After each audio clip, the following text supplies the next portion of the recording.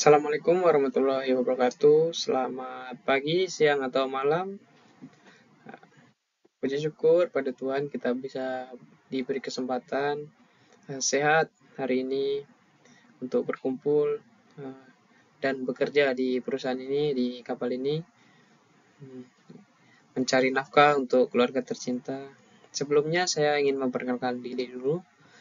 Nama saya Basri Andi Riki Darmawan. Saya berasal dari Tuban, Indonesia. Saat membuat video ini, saya onboard di entity Bicam sebagai Chief Officer.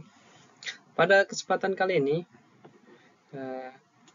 saya akan berbagi materi onboard training and discussion, yaitu mengenai environmental aspect. Yang mana environmental aspect ini masuk dalam training nomor 18 yang dilakukan 2 bulan sekali ya di jadwal onboard training di Asimut ini ya. Dalam bahasa, environmental aspect ini adalah perbuatan yang berhubungan dengan lingkungan atau aktivitas yang berhubungan dengan lingkungan. Oke. Di sini kita akan memulai dari definisi dari environmental aspect. Environmental aspect is an element of an organization activities, product, or services that can interact with the environment. Yaitu aspek lingkungan adalah sebuah elemen daripada aktivitas organisasi. Dalam hal ini organisasi yaitu perusahaan atau aktivitas perusahaan,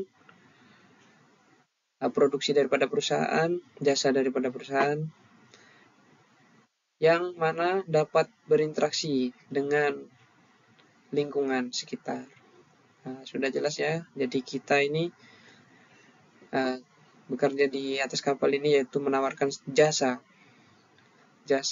perusahaan kita menawarkan jasa yang berhubungan dengan lingkungan. Maka dari itu kita harus diberikan training environmental aspect ini. Kita lanjutkan.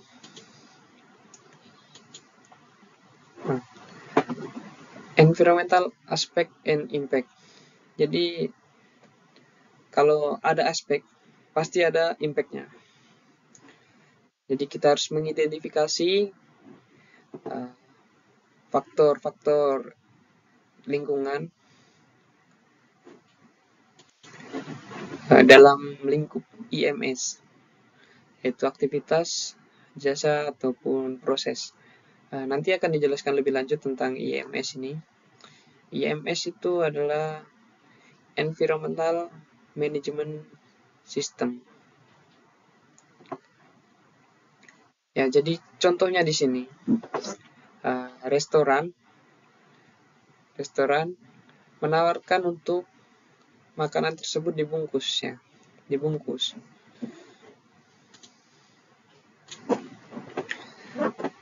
Lalu kita mengidentifikasi faktor-faktor itu, yaitu pembungkus makanan itu. Faktornya, pembungkus makanan itu dapat mencemari lingkungan ya. Ataupun produksi daripada makanan tersebut dapat mencemari lingkungan, atau mungkin dia menimbulkan gas buang, emisi, atau mungkin mencemari air, ataupun mencemari tanah dan alam-alam tempat-tempat lain di sekitarnya.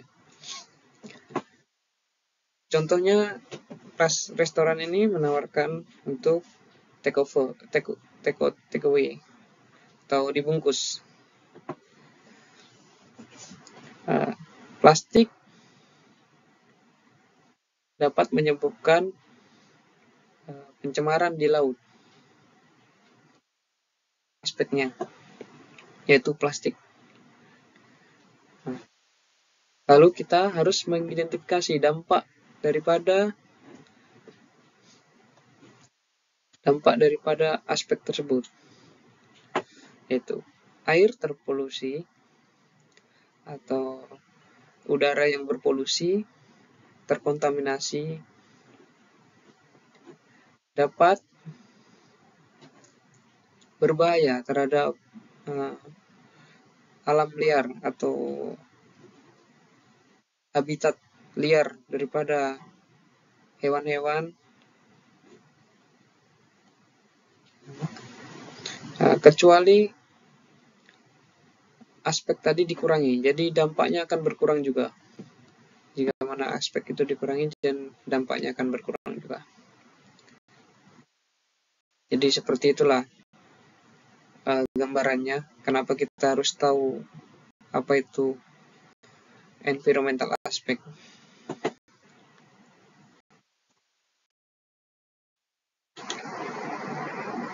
Lalu tujuan daripada training ini adalah to promote awareness of environmental issues with its personnel and attempt to improve on the prevention of pollution of any form into environment. Itu untuk mempromosikan kesadaran akan masalah lingkungan dengan personil atau karyawan, pegawai kalau di sini berarti kru kapal, dan berusaha untuk meningkatkan pencegahan polusi dalam bentuk apapun ke lingkungan. Tujuan pertamanya adalah itu. Lalu yang kedua, everyone who is in the maritime industry should reduce waste at sea and import, reduce oil and air pollution, and control ozone substances. Setiap orang yang berada di industri maritim harus mengurangi sampah atau limbah di laut, di pelabuhan, mengurangi polusi minyak dan udara, dan mengendalikan zat perusak ozon. Jadi kita sebagai orang yang bekerja di atas kapal haruslah mengurangi limbah-limbah yang dari mana hasil aktivitas kita di atas kapal, yaitu penyemaran di laut. Janganlah membuang sampah ke laut. Lalu mengurangi daripada polusi yang disebabkan oleh minyak, polusi udara, dan mengontrol atau mengendalikan zat-zat perusak ozon seperti CFC, lalu CO2, dan NOx. Mewariskan sesuatu kepada cucu kita ini tidak tentang materi, tapi juga tidak tentang juga pengalaman atau ilmu, tapi juga tentang lingkungan yang layak untuk hidup di masa depan, yang terus-menerus dan berkelanjutan. Begitu. Oke, kita lanjut lagi. Tadi sekarang kita dalam industri perkapalan, yang mana aktivitas kita sudah pasti berhubungan langsung dengan alam, baik itu laut lepas, muara, pantai, dan ada juga mungkin kapal yang masuk sungai yang masih hutannya lebat, jadi berhubungan langsung dengan hutan. Untuk itu ada 3 struktur perancang. There is a structure designated to implement and establish a working environmental policy. Itu di perusahaan kita ada 3 struktur perancang penetapan kebijakan lingkungan. Itu di Azimuth ini dia menganut 3 struktur ini untuk membuat kebijakan tentang lingkungan ya. Nah, yang pertama yaitu EMS tadi, Environmental Management System. Dia EMS ini adalah rangkaian pengelolaan lingkungan yang diterbitkan oleh ISO, International Standard Organization, dengan kode 14001 ya. Itu yang kedua ada MARPOL 7378. Ini yang dikeluarkan oleh IMO atau Badan Maritim Dunia. Lalu yang terakhir mengacu pada Countries Flag Regulation atau sini peraturan negara setempat atau negara registrasi kapal, pendaftaran kapal. Aturan negara setempat. Setiap negara pasti punya aturan yang berbeda-beda untuk wilayahnya, untuk kapal-kapal yang beroperasi di wilayahnya.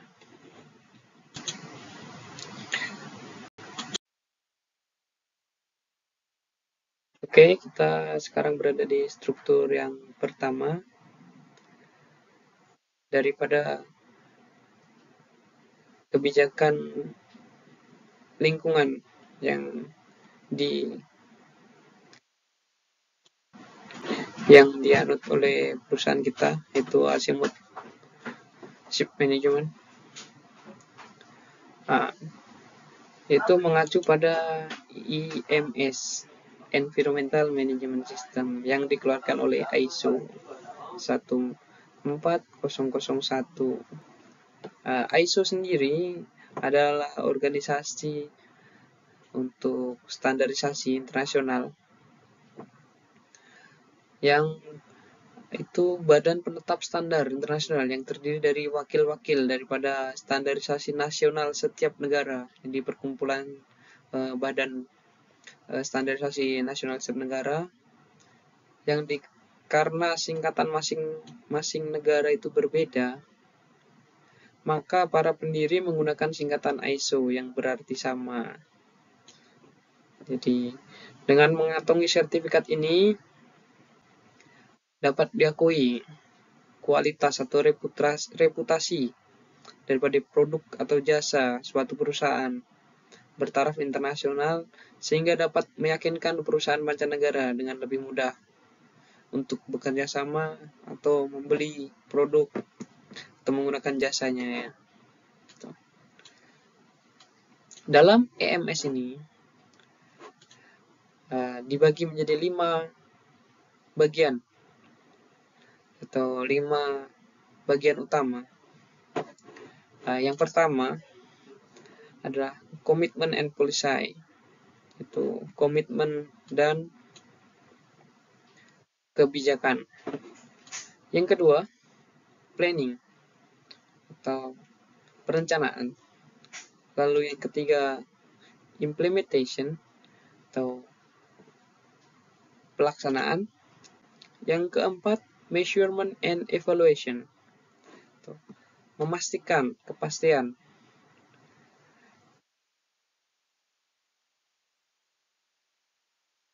Atau mengukur dan mengevaluasi. Dan yang terakhir adalah review and improvement, yaitu peninjauan dan peningkatan. Kita masuk pada yang pertama. Oke. Kita masuk pada bagian yang pertama, yaitu komitmen and policy, yaitu komitmen dan kebijakan. Untuk kebijakan berkelanjutan mencegah polusi, kepatuhan terhadap peraturan, dan untuk meninjau tujuan dan programnya.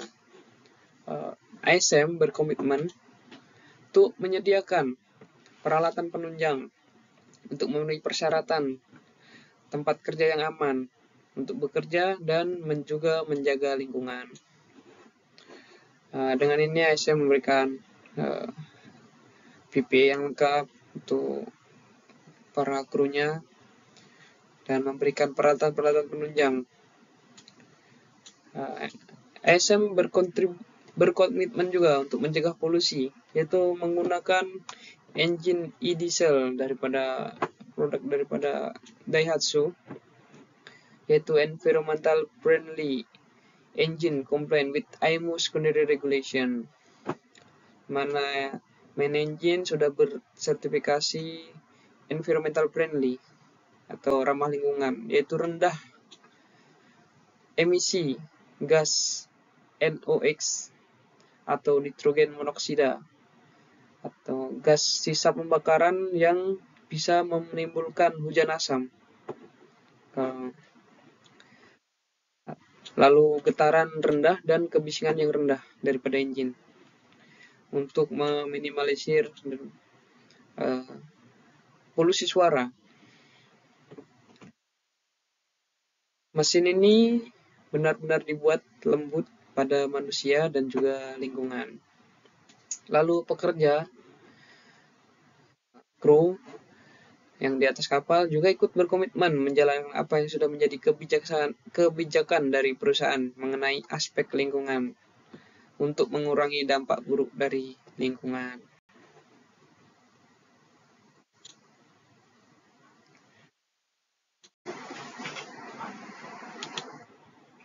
Pada bagian selanjutnya, yaitu planning atau perencanaan. Identifikasi aspek lingkungan dan dampak kegiatan dari perusahaan, termasuk setiap perubahan yang diakibatkan oleh operasional kapal di laut, perairan pantai, dan di pelabuhan. Maka dari itu, perusahaan mempunyai rencana atau membuat rencanaan pembuangan limbah, yaitu dengan Garbage Management Plan Manual. Berisi tentang rencana pemisahan limbah dan juga cara pembuangannya. Di sini sudah ditunjukkan kategorinya dan juga warna tempat sampahnya. Misal plastik warna merah, lalu sampah makanan warna biru, lalu sampah domestik atau misal kertas, kayu, atau kaca itu warna hitam, dan seterusnya. Untuk lebih jelasnya, dalam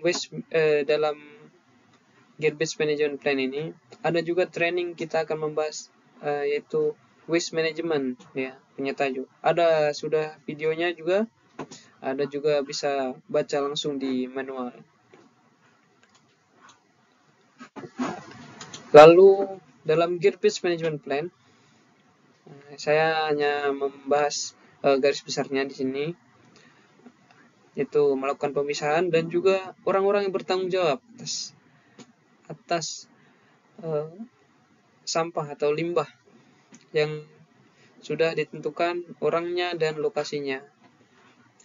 Ini misal di sini nama kapal, entity become, call sign, konsen kapal ditulis di sini. Lalu personel yang bertanggung jawab. Di sini yang penanggung jawab secara umum yaitu chief officer, lalu yang bertanggung jawab di accommodation, mess room, atau TV room, atau ini adalah AB ya. Untuk di engine room adalah oiler 2 orang, Lalu insinerator ini kita tidak ada insinerator. Setelah itu di deck yaitu Abby 2 orang. Nah, kita hanya ada grinder communitor. Nah, untuk grinder communitor ada di Jelly untuk penghancur makanan ya. Yaitu yang bertanggung jawab adalah chief officer di sini. Nah, untuk itu ini juga termasuk dalam bagian daripada IMS.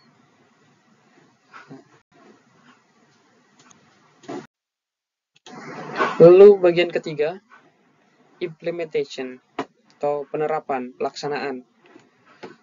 Perusahaan akan menetapkan tanggung jawab dan melatih staf sebagaimana mestinya. Nah, dengan adanya training ini, yaitu latihan staf sebagaimana mestinya, yang termasuk dalam implementation itu ya.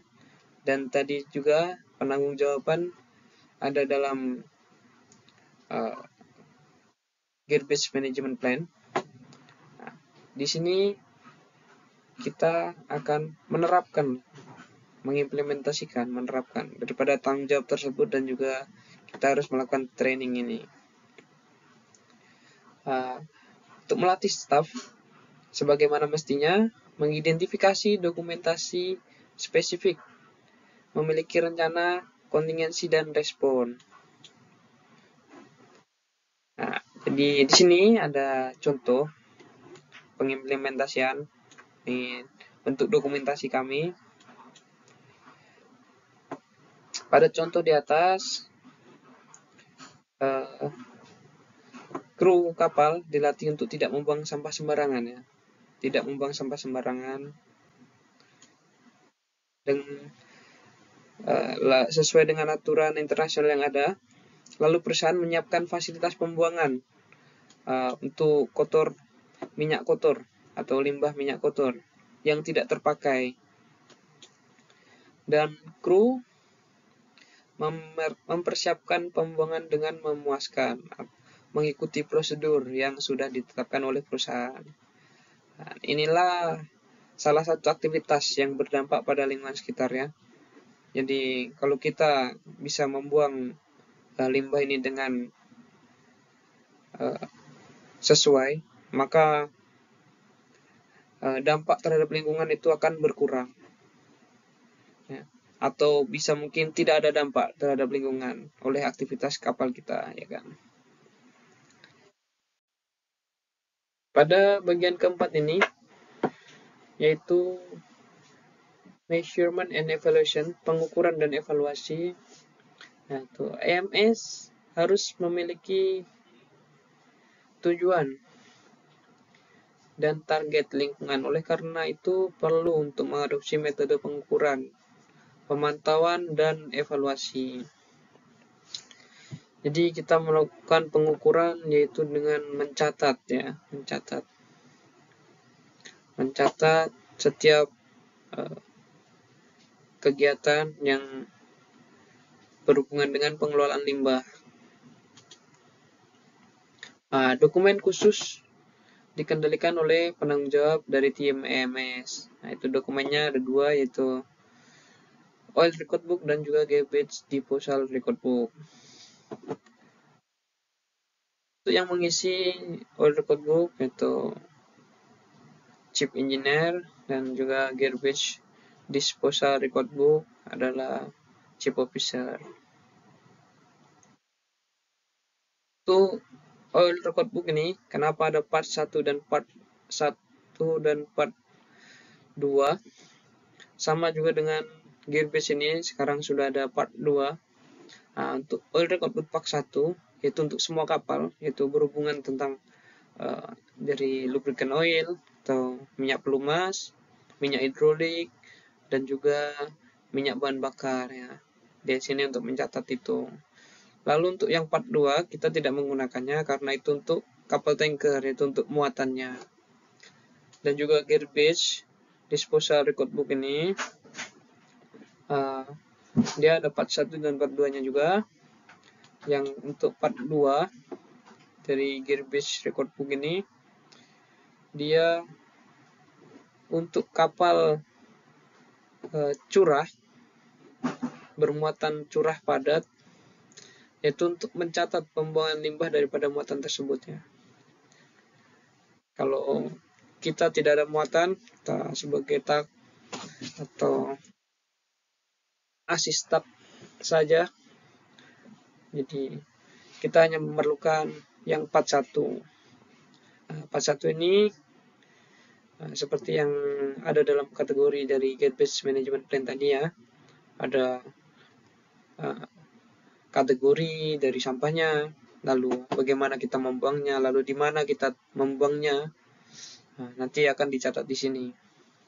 Begitu. Untuk kapal-kapal yang besar atau yang dia berlayar, dalam Gate-Based ini ada juga pencatatan untuk penggunaan insinerator ya. Insinerator itu alat untuk membakar sampah. Jadi kalau di kapal kita ini tidak ada ya, tidak ada insinerator. Jadi kita buang sampah itu diterima oleh port facility. Dari Vale memfasilitasi lori sampah. Jadi kita tinggal memisahkannya, lalu kita serahkan kepada port facility tersebut. Untuk itu kita nanti dituliskan juga di situ siapa yang menerima kan. Setelah kita lanjutkan lagi. Pada bagian kelima ini yaitu review and improvement atau tinjauan dan peningkatan. Untuk mempertahankan momentum dan mencapai efektivitas EMS, tinjauan akan dilakukan setiap tahun. In order to maintain momentum and achieve effectiveness of the EMS, a review is to take place on an annual basis. In doing, this company can, jadi tinjauan akan dilakukan setiap tahun dan perusahaan dapat melakukan ensure compliance with applicable laws and regulation, make continual improvement in the EMS so as to keep it vital, effective, and significant, prevent pollution as a strategy wherever possible, taking into consideration technical and economic restraint. Jadi perusahaan dapat melakukannya dengan cara memastikan kepatuhan terhadap hukum dan peraturan yang berlaku. Memastikan operasional kapal tetap mematuhi hukum dan peraturan yang berlaku. Lalu melakukan perbaikan terus-menerus di EMS sehingga tetap vital, efektif, dan signifikan. Dan juga mencegah polusi sebagai strategi sedapat mungkin dengan mempertimbangkan hambatan teknis dan ekonomi. Di sini ada sudah 5 bagian daripada EMS. Selanjutnya, sekarang struktur yang kedua yaitu MARPOL atau Marine Pollution. MARPOL 7378 ini diterbitkan oleh AIMO, atau Induk Organisasi Maritim Dunia. Sebagian besar peraturan internasional tentang pencemaran laut berasal dari Konvensi Internasional tahun 1973 untuk mencegah polusi dari kapal. Lalu diperbarui lagi di tahun 78 oleh AIMO yang bertujuan untuk mencegah dan meminimalkan polusi dari kapal baik sengaja maupun tidak sengaja dari operasi rutin kapal tersebut. Ada sejumlah amandemen konvensi sejak pertama kali diterbitkan, dan MARPOL sekarang memiliki 6 lampiran teknis. Itu 6 aneks dari MARPOL. Ini berikut 6 aneks tersebut. Yang pertama, aneks 1, Prevent Pollution by Oil, yaitu pencegahan polusi oleh minyak yang disebabkan oleh minyak. Lalu aneks 2, Control Pollution by Noxious Liquid Substance in Bulk, yaitu mengendalikan polusi yang disebabkan oleh zat cair berbahaya dalam bentuk curah atau dalam jumlah yang besar. Aneks 3, Prevent Pollution by Harmful Substance Carried by Sea in Package Form, atau mencegah polusi dari zat berbahaya yang dibawa melalui laut dalam bentuk kemasan. Aneks 4, Prevent Pollution by Sewage from Ship, yaitu mencegah polusi dari limbah manusia atau kotoran manusia atau kru atau penumpang daripada kapal tersebut. Yang kelima, aneks kelima, Prevent Pollution by Garbage from Ship, yaitu mencegah polusi dari sampah yang disebabkan oleh sampah dari kapal.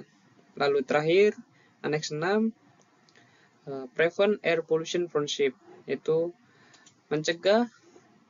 pencegahan polusi udara daripada kapal. Oke. Saya akan jelaskan satu persatu daripada aneks ini. Selanjutnya,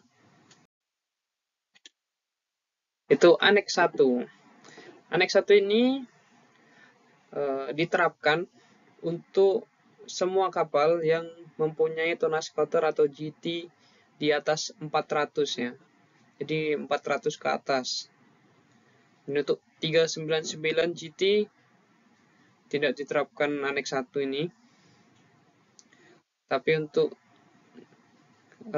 berbagai jenis kapal yang di atas 400 ke atas itu harus menerapkan aneks 1, aturan-aturan yang ada di aneks 1 ini. Lalu yang kedua, untuk setiap kapal tanker minyak dengan tonase kotor 150 ke atas atau GT 150 ke atas. Jadi kalau untuk semua kapal atau mungkin jenis kapal lain selain kapal tanker itu dia GT 400, untuk kapal tanker dia GT 150 sudah harus menerapkan karena faktor muatan yang dibawa karena dia membawa minyak kan. Lalu tindakan kontrol yang diambil untuk menanggulangi masalah ini atau mencegah terjadinya polusi, yaitu untuk semua kapal harus menyediakan tangki retensi untuk ruang mesin. Lalu limbah lambung kapal atau sludge tank atau menampung air berminyak ya. Menampung air berminyak residu dari penyaringan bahan bakar. Lalu untuk kapal tanker dia harus ada slop tank. Slop tank itu adalah untuk sisa-sisa pembersihan ruang muatnya, slop tank itu. Jadi ruang muat yang sudah di cleaning, untuk bekas-bekas sisa-sisa muatan yang masih tertinggal itu nanti dikumpulkan di slop tank begitu. Jadi kalau kapal tanker harus menyediakan slop tank untuk tambahannya. Selain daripada tangki-tangki tersebut yang disebutkan tadi, di setiap kapal juga harus dipasang OWS atau Oily Water Separator. Ini dia. Ini adalah OWS yang ada di kapal-kapal asimut ya. Semua entity tag ada OWS. Inilah bentuknya. Nah, yang bertanggung jawab atas pengoperasiannya yaitu adalah chief engineer. Lalu setiap pengoperasian ini juga harus dicatat di dalam oil record book ya. Lalu untuk kapal tanker harus juga dilengkapi dengan ODME.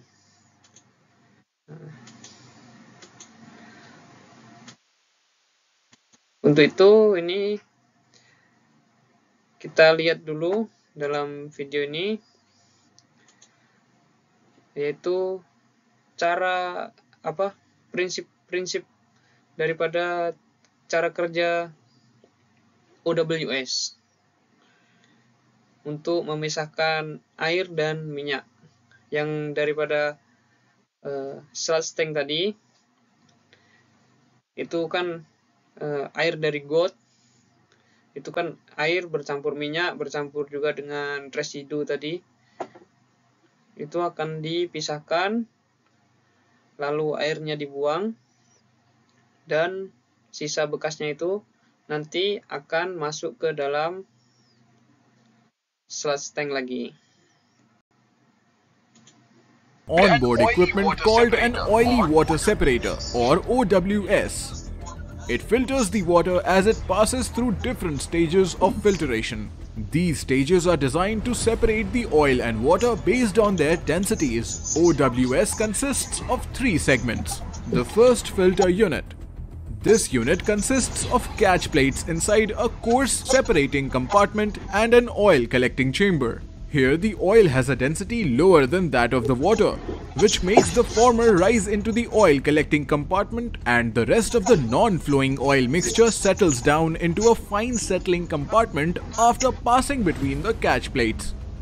This unit also consists of a coalescer stage and a collecting chamber. In these stages, the coalescer induces a coalescence process in which oil droplets are joined to increase their size by breaking down the surface tension between oil droplets in the mixture. These large oil molecules rise above the mixture in the collecting chamber and are removed when required. Second, filter unit. The second stage is again provided with a fine filter to remove more oil from the output of the first stage, so that the output from this unit should be less than 15 ppm to fulfill legal discharge criteria. Third is the oil content monitor and control unit. This unit functions together in 2 parts, monitoring and controlling. The ppm of oil is continuously monitored by Oil Content Monitor or OCM. If the ppm is high, it will give an alarm and feed data to the control unit. The 3-way valve inlet is from the OWS discharge, where one outlet is overboard and the second outlet is to the OWS sludge tank. When OCM gives an alarm, the 3-way valve discharges the oily mixture in the sludge tank. The separated oil is then collected and properly disposed of, while the clean water is released into the environment. This process ensures that the ship's waste oil is appropriately managed and does not harm the surrounding ecosystem.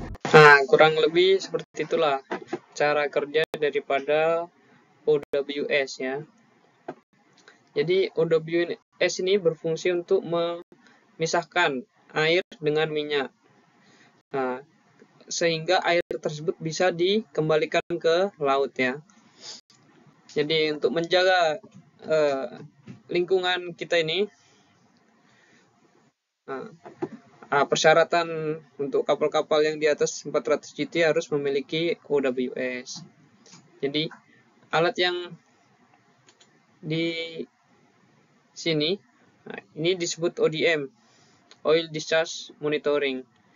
Jadi air itu kalau tidak bersih sekali, atau dia ada kadar minyaknya itu di atas 15 ppm, dia tidak akan dibuang ke laut, dia akan kembalikan ke sludge tank. Nah, itulah gunanya ODM ini. Selain daripada ini, kita di kapal juga harus memiliki SOPEP ya.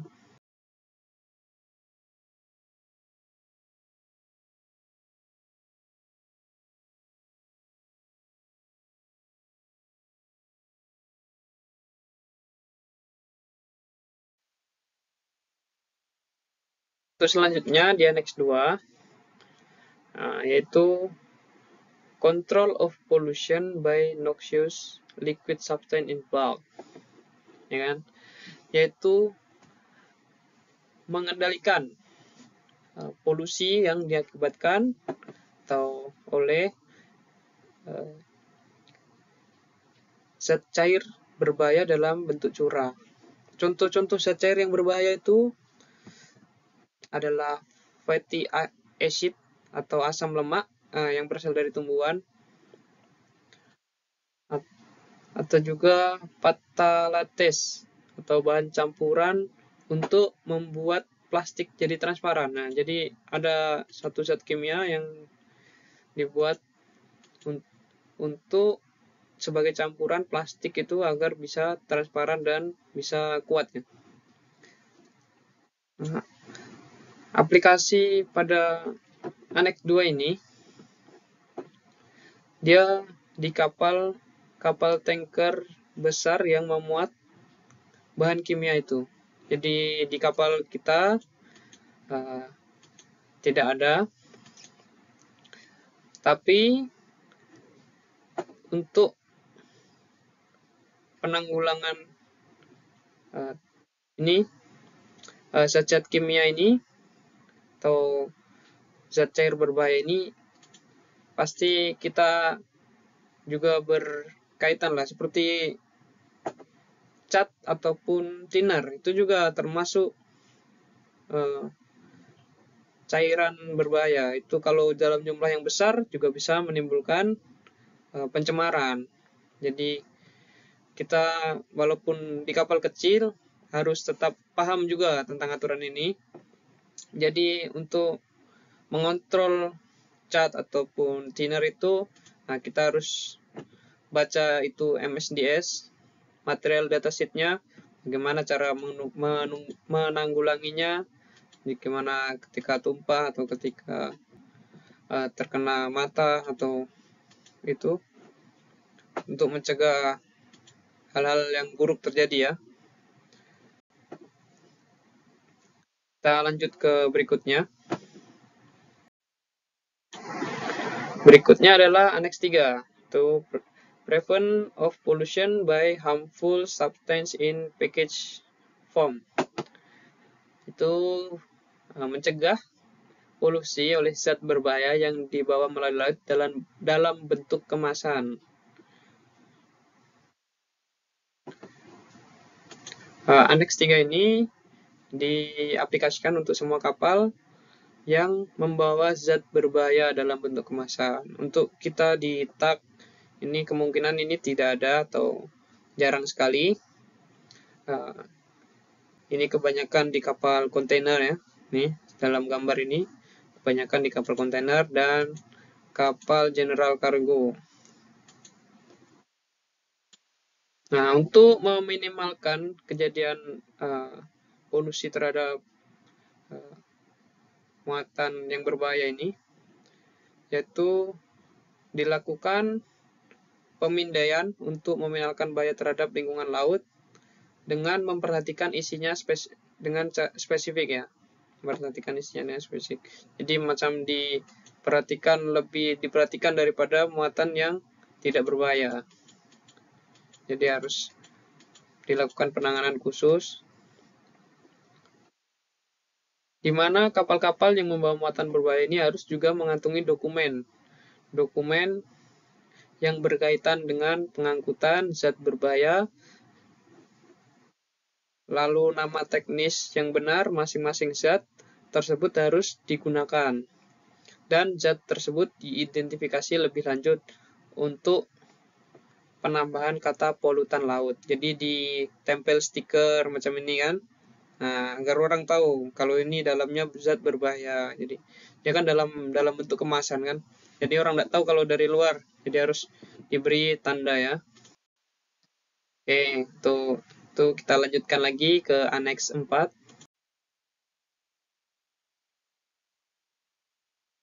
Tuh Annex 4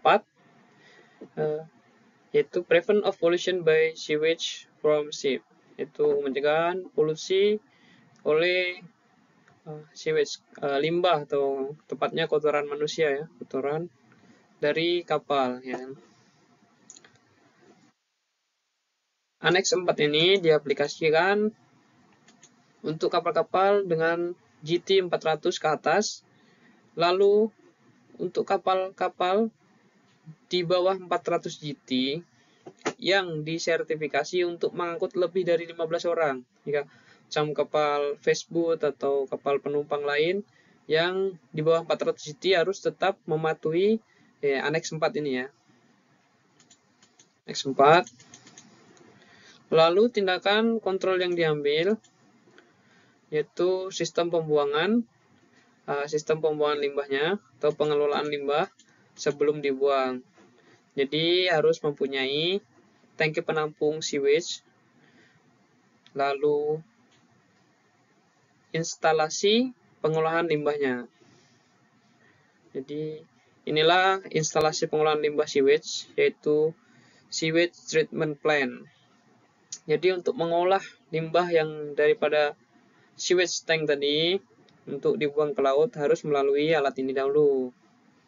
Jadi, untuk cara kerjanya alat ini yaitu seperti ini.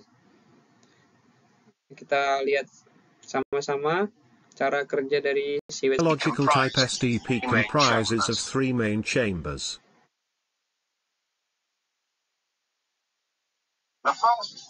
The first section is an aeration chamber, where the aerobic bacteria colony is maintained by supplying air using blowers. The sewage is inserted into the first chamber. In this compartment, the aerobic bacteria colony will decompose the raw sewage into carbon dioxide, water, and inorganic sewage.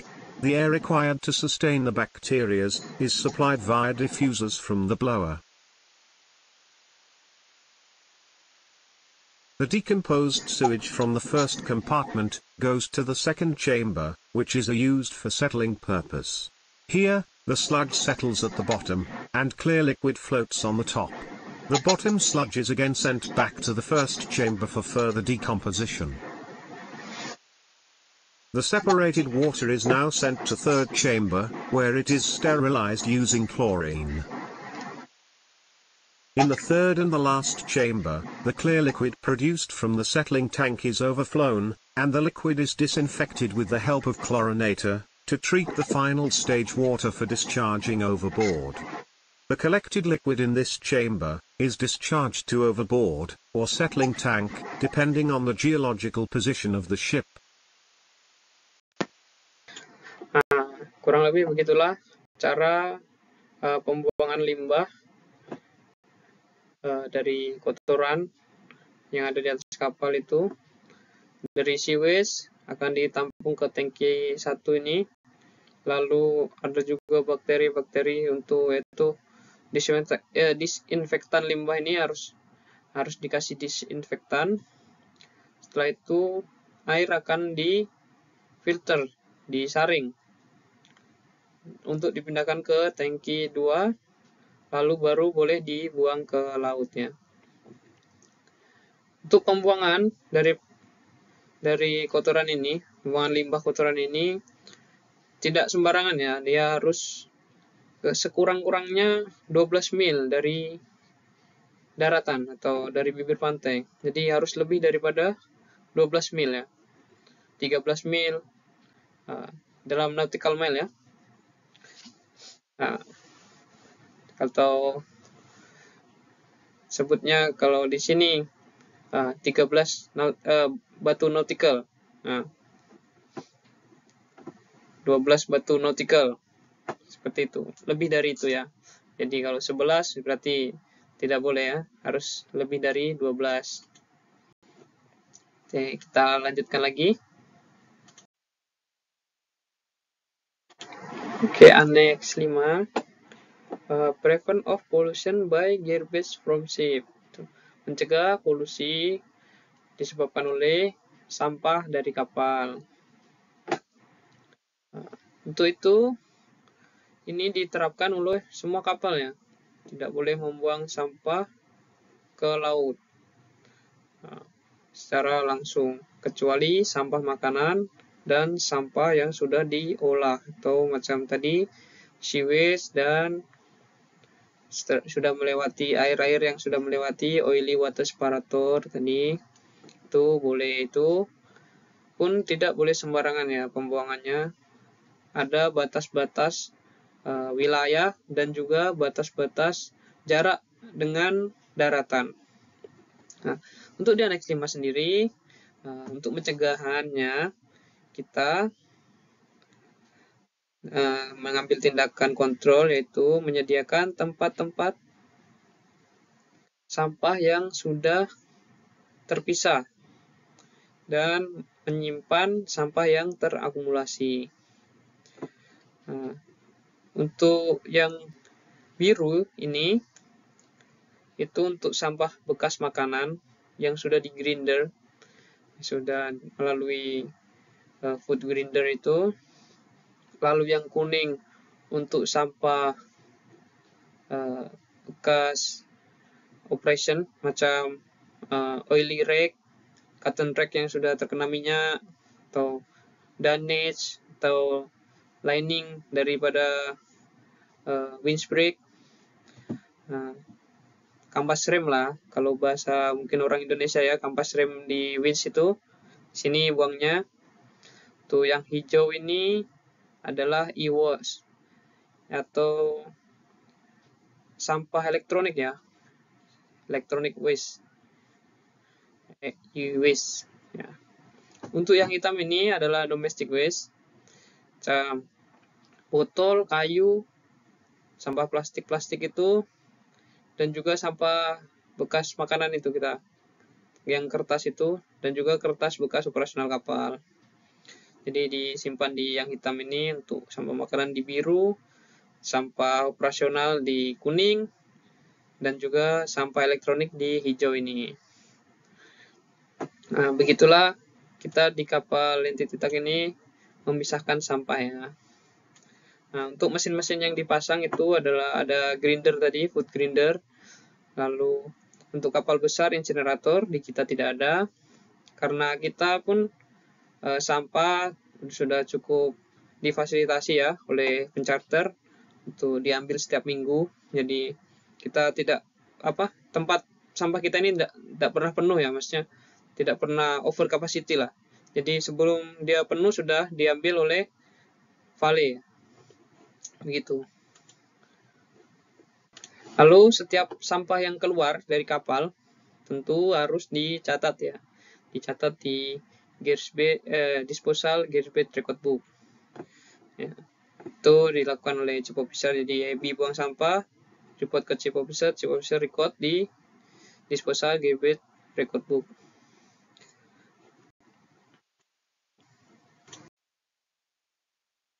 Kita sekarang di annex 6. Annex 6, Prevent of Air Pollution from Ship, untuk pencegahan polusi udara dari kapal. Tindakan kontrolnya yaitu kapal-kapal yang di atas 400 GT harus tetap tunduk pada survei atau konvensi ini. Tidak boleh ada zat-zat perusak ozon, ODS, CFC, atau sistem peralatan yang mengandung halon, gas halon. Untuk NOx control, untuk mesin diesel dengan output lebih dari 130 kW dengan kelas approved. SOx control untuk kandungan sulfur dari setiap bahan bakar minyak yang digunakan di atas kapal tidak boleh melebihi parameter, yaitu untuk emisi sulfur tidak boleh melebihi 0,1%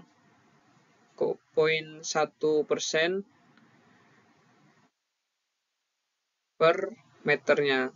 Sedangkan daerah-daerah lain jauh lebih ketat, yaitu 0,5% ya, kandungan sulfurnya tidak boleh melebihi itu. Untuk Untuk itu Azimuth sudah memakai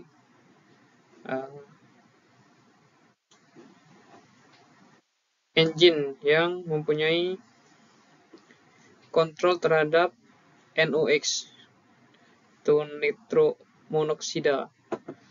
Lalu SOx scupper dipasang juga untuk mencegah sulfur, kandungan sulfur yang terlalu banyak ya.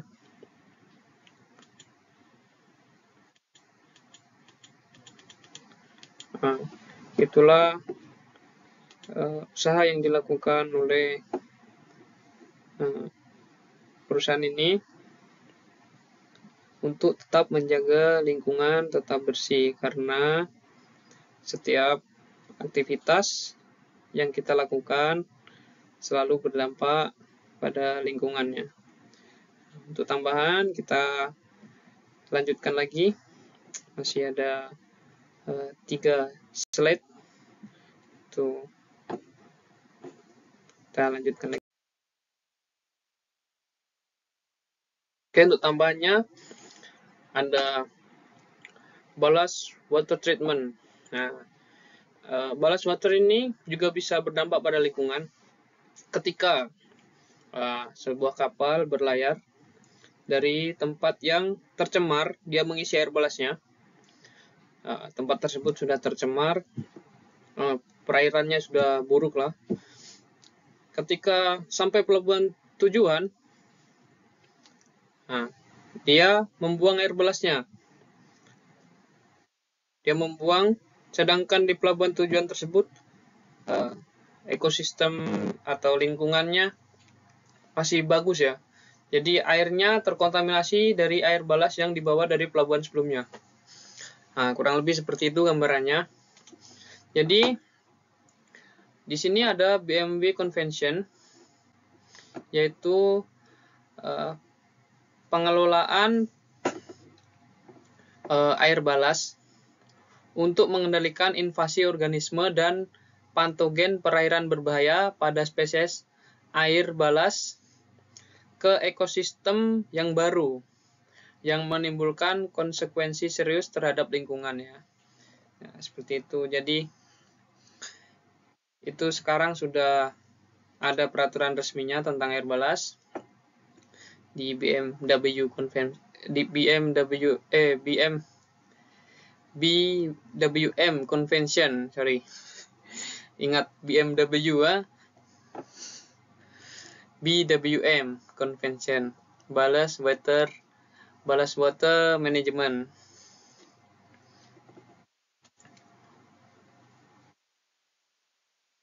Itu dalam beberapa kasus, kedatangan spesies invasif ini dapat membahayakan kesehatan manusia juga. Jadi tidak hanya merusak lingkungan, tapi manusia yang di sekitar laut tersebut juga bisa terancam ya kesehatannya. Hal ini bukanlah masalah baru bagi industri maritim, dan dalam beberapa tahun terakhir telah memperburuk masalah ini ya. Untuk itu dibikinlah ini dari BWM untuk rencana pengolahan limbah. Diwajibkan mengendalikan air ballast dan sedimen kapal dengan memenuhi persyaratan sebagai berikut.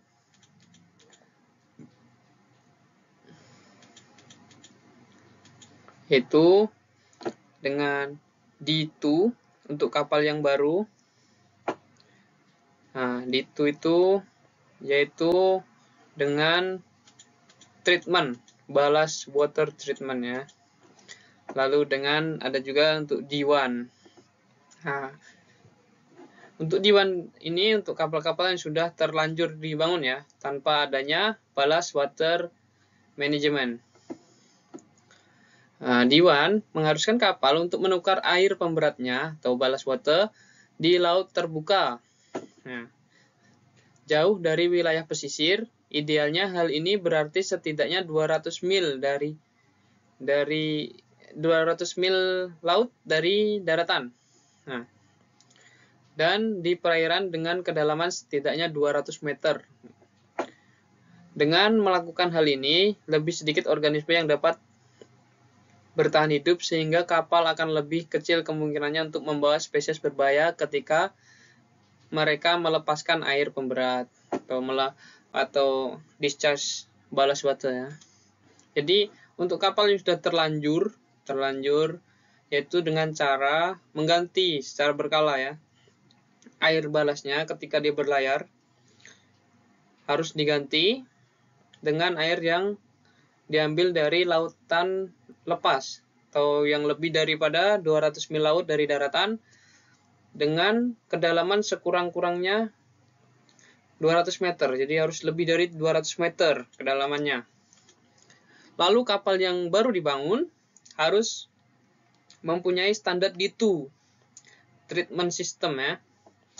Nah, standar D2 ini menetapkan jumlah maksimum organisme hidup yang diperbolehkan untuk dibuang, termasuk mikroba, indikator tertentu yang berbahaya bagi kesehatan manusia. Sejak tanggal berlaku konvensi BWM, semua kapal harus memenuhi setidaknya standar D1 dan semua kapal baru dengan standar D2.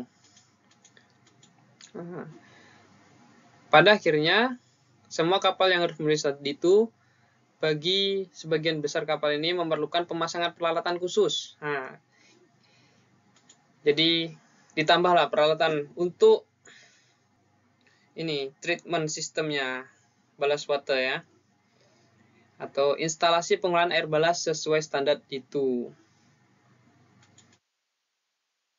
Seperti ini kurang lebih ballast water treatment itu.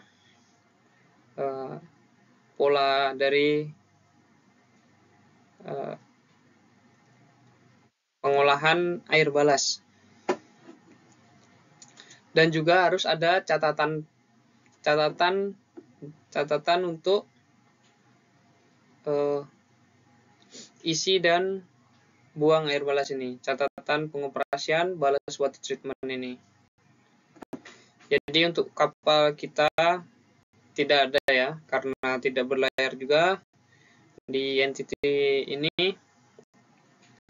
Kita air balas pun pakai fresh water, air fresh water, jadi sudah jelas tidak ada macam organisme atau mikroorganisme atau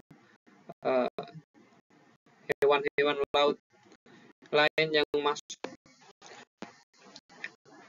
Dan juga kita tidak membuang air balas juga, karena air balas itu kita gunakan untuk seperti pendingin mesin. Nah, begitulah. Kalau di kapal besar mungkin ini untuk sebagai tambahan lah pengetahuan, siapa tahu nanti kita pindah di kapal besar atau punya kesempatan azimut mengoperasikan kapal besar kalau kita masih bekerja di sini. Nah, jadi sudah tahu ballast water treatment dan standar-standarnya di D1 and D2. Kita lanjut lagi ya. Nah, untuk menjaga lingkungan ini agar tidak mengakibatkan dampak yang besar terhadap lingkungan, aspek lain yaitu pemakaian cat anti-fouling ke lambung kapal ya, lambung yang tenggelam di dalam air khususnya ya. Nah, untuk pengolesan cat anti-fouling di lambung untuk gerakan cepat dan untuk mencegah pertumbuhan laut yang akan mengurangi kecepatan kapal. Namun telah terbukti bahwa senyawa tributil timah atau TBT memiliki dampak buruk pada lingkungan laut dan kesehatan manusia dan akhirnya dilarang. Setelah itu anti-fouling point.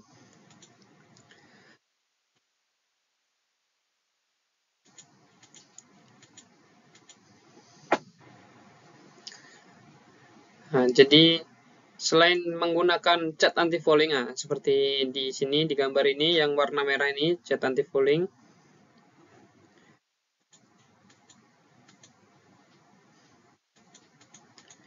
kita juga menggunakan sistem elektrolisis pada bagian dasar kapal untuk mencegah pertumbuhan tumbuhan laut di badan kapal. Nah, apa alasan untuk mencegah tumbuhnya itu? Yaitu untuk dia akan membuat kapal menjadi berat, lalu kapal tidak efisien lagi untuk dioperasikan. Jadi permukaan kapal tidak licin dan akan menghambat gerakan kapal di perairan ya. Itu kenapa harus digunakan cat anti-fouling ini, dan juga harus memasang MGPS. Nah, ini adalah MGPS. MGPS kepanjangannya yaitu adalah Marine Growth Protection System atau anti-fouling system yang menggunakan elektrik ya, dengan aliran listrik ya. Ya, semua anti-fouling juga menggunakan MGPS ini.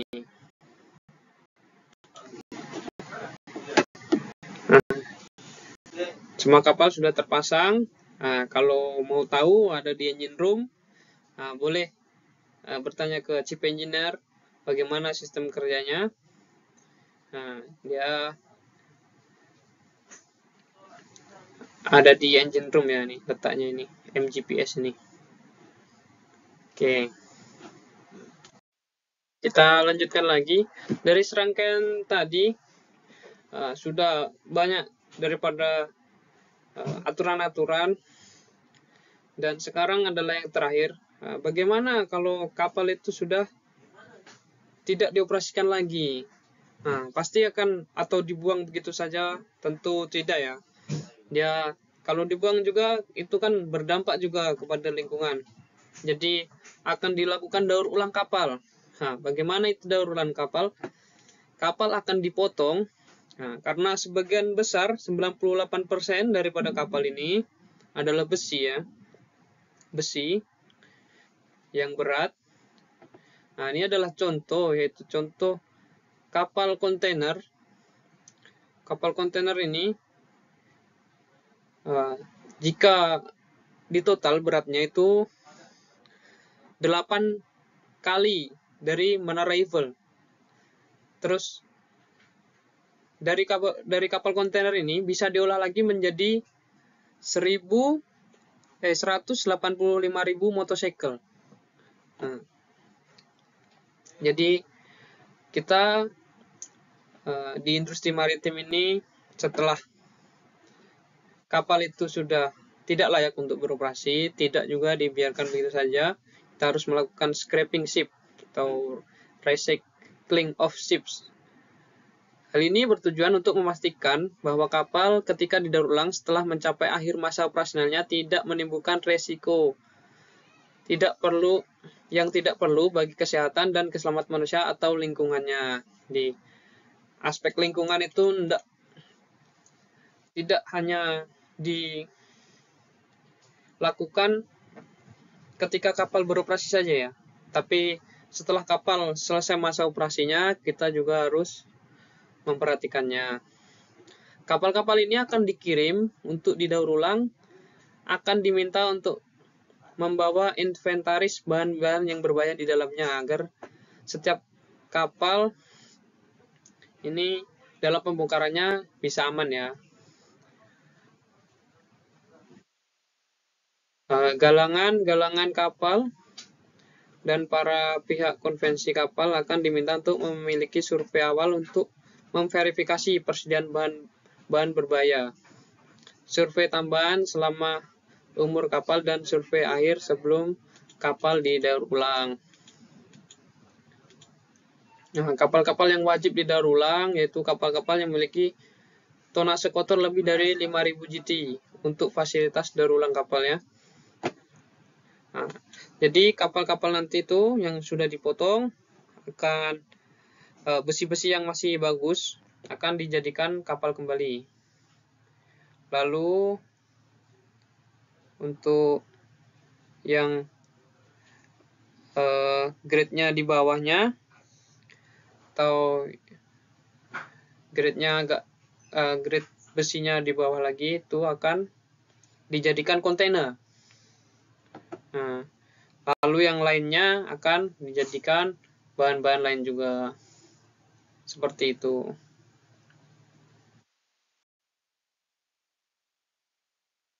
Kesimpulannya, dalam hidup ini kita harus tahu juga untuk mengetahui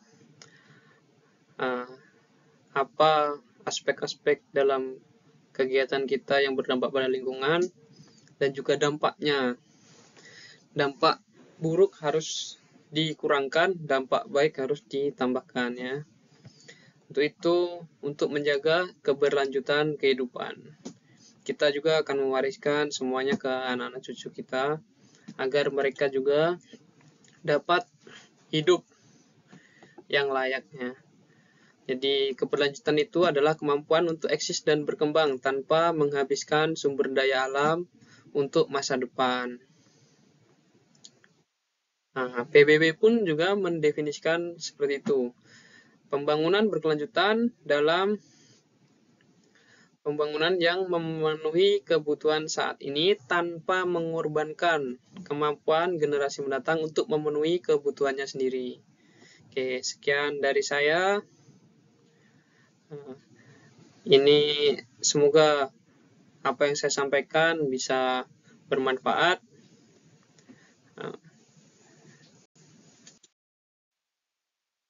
Terima kasih atas perhatiannya dan saya ucapkan sampai jumpa.